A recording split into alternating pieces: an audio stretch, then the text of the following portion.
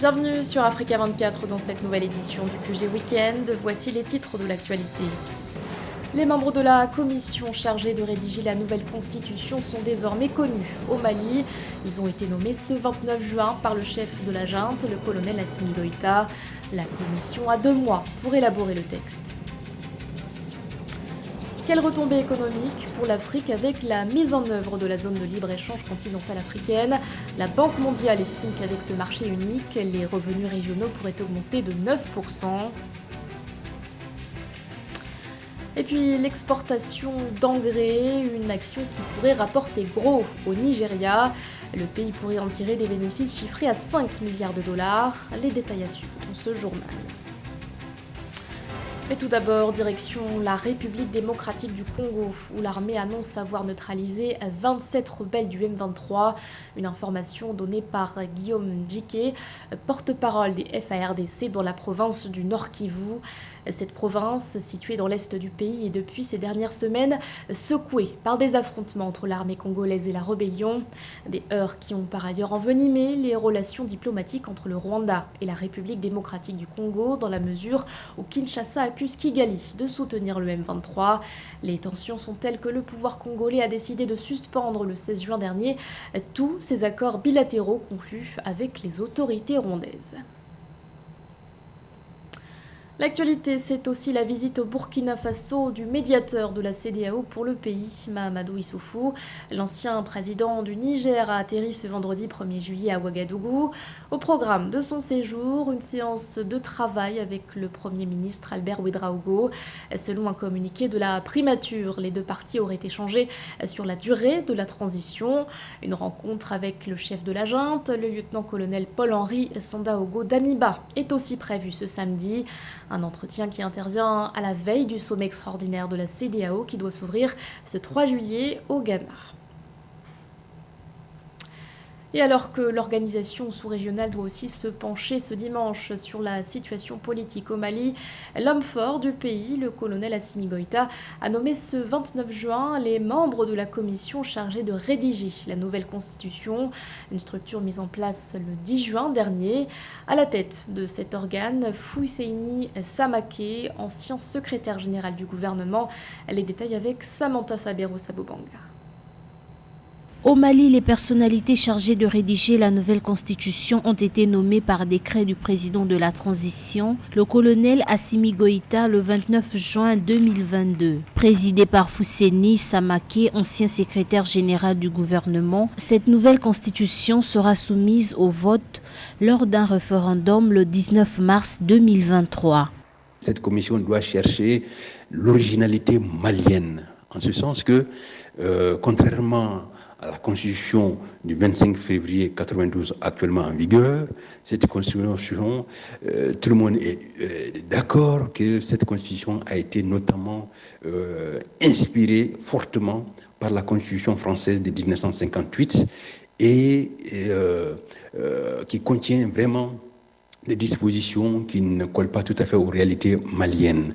La nouvelle commission est composée de 25 membres, dont un président, 2 rapporteurs et 22 experts, qui vont travailler sous l'autorité du président de la transition, le colonel Assimi Goïta, pour présenter un avant-projet de loi dans 2 mois.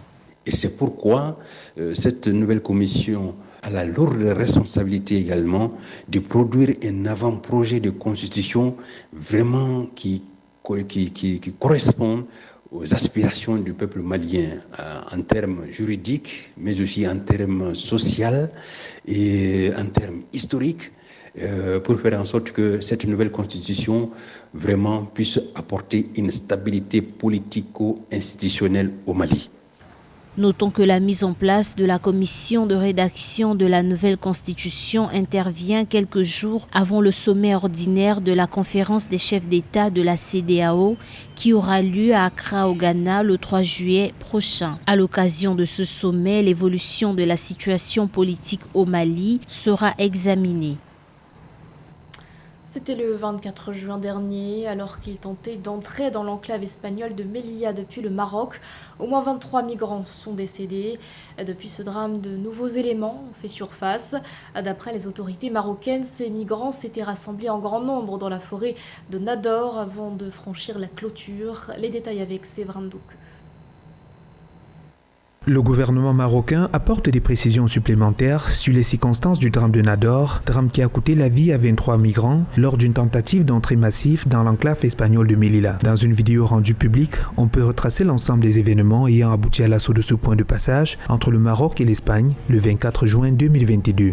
Les images montrent des migrants regroupés en forêt. D'après les autorités marocaines, ce rassemblement avait été repéré la veille, les forces de l'ordre allant désarmer ceux parmi les migrants qui avaient des armes. L'attaque rassemblant 2000 migrants a été lancée à 7 h du matin à partir d'un point de rassemblement dans une forêt. Ils avaient pris le soin au préalable de faire diversion en allumant un feu dans une forêt voisine, amenant les autorités à utiliser des canadaires pour l'extinction de cet incendie.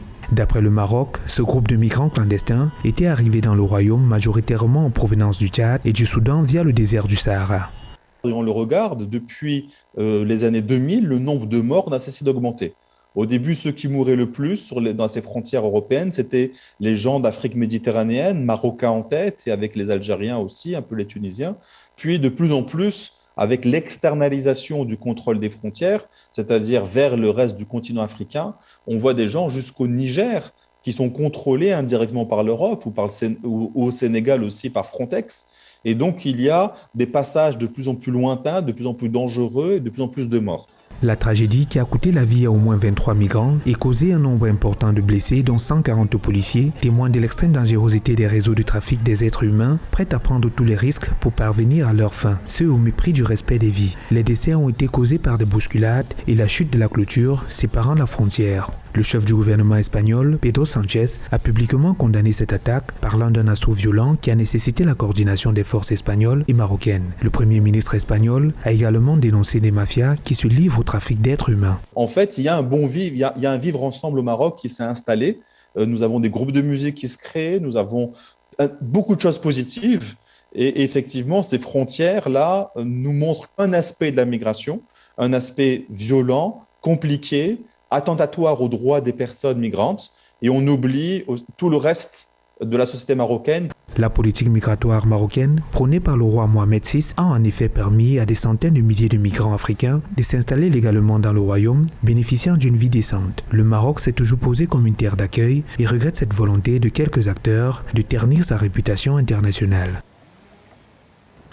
La zone de libre-échange continentale africaine, un projet synonyme de développement économique pour l'Afrique. Selon la Banque mondiale, la ZLECAf pourrait accroître les revenus régionaux de 9% une fois qu'elle sera pleinement mise en œuvre. Autre chiffre donné par l'institution, d'ici à 2035, ce marché unique pourrait faire sortir jusqu'à 50 millions de personnes de l'extrême pauvreté. Les précisions de Joël Ballot. Selon un nouveau rapport de la Banque mondiale, publié le 30 juin en partenariat avec le secrétariat de la ZLECAf, la mise en œuvre de la zone de libre-échange continentale africaine pourrait sortir de l'extrême pauvreté jusqu'à 50 millions d'Africains. Un projet de marché unique qui permettra aussi de faire bénéficier au gouvernement des réductions de droits de douane sur 90% des marchandises, ce qui devrait accroître les revenus régionaux de 9%, soit 571 milliards de dollars d'ici 2035. Il appartient maintenant aux États membres de conjuguer leurs efforts pour faire de la ZLECAf une réalité et bénéficier de ses nombreux avantages, particulièrement de réduire les obstacles au commerce et à l'investissement, de renforcer la concurrence et de veiller à ce que les marchés fonctionnent de manière équitable et efficace grâce à des règles claires et prévisibles. L'accord commercial de libre-échange entre les pays africains devrait engendrer la création de près de 18 millions d'emplois supplémentaires selon la Banque mondiale. De plus, les gouvernements africains s'attendent à voir accélérer l'augmentation de la rémunération des femmes de 11,2% en 2035 par rapport au niveau de salaire en l'absence de l'accord, dépassant la croissance de 9,8% des salaires des hommes. Nos estimations montrent que le commerce en Afrique pourrait augmenter de plus de 30% au cours de la prochaine décennie et que la croissance du commerce intra-africain sera largement portée par les produits manufacturés à forte intensité de main-d'œuvre. L'accord créera donc des opportunités pour des millions d'Africains qui cherchent à intégrer le marché du travail chaque année. Wamkele Mene, secrétaire général de la ZLECAf, envisage mettre sur pied une plateforme réservée aux petites et moyennes entreprises, ceci dans l'optique de faciliter les échanges intra-africains et booster le secteur de l'emploi, notamment dans le secteur du textile et de l'agriculture. Selon la Banque mondiale, les jeunes représentent 60% de l'ensemble des chômeurs africains. Au Nigeria, l'exportation d'engrais pourrait rapporter aux autorités 5 milliards de dollars, et ce grâce à l'usine Dangote Fertilizer Plant d'une superficie de 500 hectares. La structure détient une capacité de production de 3 millions de tonnes d'engrais par an, une usine qui va aussi permettre au pays de renforcer sa production agricole à Ménéji. Le Nigeria pourrait attirer 5 milliards de dollars en recettes d'exportation d'engrais tirés de l'usine d'urée d'ammoniac du groupe Dangote, inaugurée en mars dans la zone franche de Lekki, disposant d'une capacité de production de 3 millions de tonnes par an. Par ailleurs, les unités d'Indorama et de Notoré peuvent aussi fabriquer 3,5 millions de tonnes selon Aliko Dangote. Par conséquent, cette production combinée excède la demande actuelle du Nigeria, favorisant l'export à un moment où la demande mondiale est très élevée. Cette usine vient à point nommé pour le continent africain, pour le Nigeria et aussi quelque part pour le monde. Depuis que l'invasion russe en Ukraine, beaucoup de produits viennent à manquer. Parmi ces produits, il y a la potasse, l'urée, la phosphate qui sont les composants majeurs de l'engrais. Donc ça veut dire que pour les agriculteurs qui sont justement en ce moment en train d'entrer dans une période où ils vont en avoir beaucoup besoin, ce produit va arriver à manquer. Donc cela veut tout simplement dire que les rendements qui étaient déjà assez faibles sur le continent africain vont être encore beaucoup plus faibles. Et donc, il y a le spectre de la famine qui frappe à la porte de l'Afrique. L'agriculture, élément clé de l'économie nigériane, a contribué à 25,8% de son PIB pour 112,3 milliards de naira en 2021. Notons que le Nigeria envisage de devenir le premier exportateur net d'engrais après avoir mis en place Dangote Fertilizer Plant, sa deuxième plus grande usine d'intrants au monde. Cette usine va permettre de régler un double problème. Premier problème, il y aura une mise à disposition pas cher d'un engrais. Au lieu d'aller le chercher dans d'autres continents, nous l'avons sur le propre continent, à portée de main, et donc de ce côté-là, il n'y aura pas inflation. Deuxièmement, vu que le produit sera disponible aussi bien en quantité, en qualité que financièrement, cela va permettre de pousser les agriculteurs à pouvoir utiliser beaucoup plus d'engrais pour augmenter les rendements. Parce qu'aujourd'hui, le paradoxe en Afrique, c'est que nos agriculteurs utilisent peu d'engrais et ils ont peu de rendement. Signe de l'opportunité que représente l'initiative du groupe Dangote, le conflit entre la Russie et l'Ukraine a provoqué une hausse des prix et des pénuries alimentaires mondiales, les deux pays étant les principaux fournisseurs d'urée, de potasse et de phosphate, composants clés des engrais en Afrique. Promouvoir un secteur agricole moderne et compétitif, c'est l'objectif que s'est fixé le gouvernement béninois avec l'adoption d'une loi relative à l'orientation agricole, la sécurité alimentaire et nutritionnelle. Adoptée par les députés le 21 juin dernier, le texte permet notamment à l'État de prendre des mesures fiscales pour renforcer ce secteur. Reportage de notre correspondant Lefty Onou. Au Bénin, une nouvelle loi votée à l'Assemblée nationale le 21 juin pose le cadre institutionnel de régulation des activités agricoles. Il s'agit du test législatif portant orientation agricole, sécurité alimentaire et nutritionnelle en attente de contrôle de constitutionnalité pour être promulgué par le chef de l'État Patrice Talon. Ce dispositif vient encadrer le monde agricole pour favoriser la professionnalisation et l'organisation des filières agricoles, mais aussi encourager les entreprises agricoles à emblaver de grandes superficies pour un surplus de productivité alimentaire. Les grandes lignes, je dis d'abord, il y a la définition des politiques, des plans, des programmes relatifs à la promotion de l'agriculture. Le dispositif portant orientation agricole, sécurité alimentaire et nutritionnelle fixe le cadre pour le financement, la fiscalité des entreprises agricoles et la mécanisation diversifiée de l'agriculture. Ce chapitre vise la prospérité des entreprises en allégeant entre autres les charges fiscales. La loi met aussi en exergue les politiques de souveraineté agricole et de sécurité alimentaire et agricole. Objectif de sa mise en vigueur, engendrer un boom agricole. Lorsque le secteur insécurisé. Donc, les gens iront vers l'emblavement de grandes superficies et forcément, les cultures de grande consommation seront abondamment produites et le Bénin ira ainsi vers ce que nous appelons la souveraineté alimentaire, mais aussi la sécurité alimentaire et nutritionnelle. A noter que de nombreux observateurs préconisent la mise en place d'une politique de vulgarisation de ce dispositif après la promulgation de la loi. L'agriculture étant le socle de développement économique du Bénin, le gouvernement du président Patrice Talon ambitionne pour ce quinquennat d'aménager 500 000 hectares de culture pour des plantations et de grandes cultures. Il envisage également d'instaurer un programme pour la promotion des techniques et pratiques culturelles résilientes au changement climatique. Ce journal a été réalisé par l'ensemble de la rédaction.